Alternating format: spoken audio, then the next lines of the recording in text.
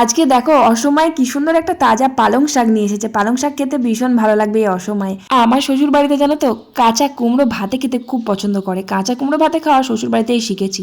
একটা গাজর আর কাঁচা কুমড়ো ভাতে দিয়ে ভাতটা বসিয়ে দিলাম, আর পালং শাকটা কুচিয়ে নিলাম। আর এই যে দেখো এই ডাঁটাগুলো কিন্তু কেনা না, এগুলো সব আমাদের গাছের ডাঁটা। সব ডাঁটাগুলো ফ্রিজে রেখে দিলাম, আর কয়েকটা কচি কচি ডাঁটা বেছে নিলাম পোস্ত করার জন্য। তারপর ভাতটা নামিয়ে নিয়ে কয়েকটা বড়ি ভাজা দিয়ে, একটু সর্ষে বাটা দিয়ে, গাজর বেগুন দিয়ে আর বাঁধাকপি দিয়ে পালং শাকের চচ্চড়িটা বানিয়ে নিলাম। দেখো শীতকালে তো পালং শাক খেতে ভালোই লাগে, কিন্তু এখন অফ সিজন তো, এখন তো আরও ভালো লাগবে খেতে।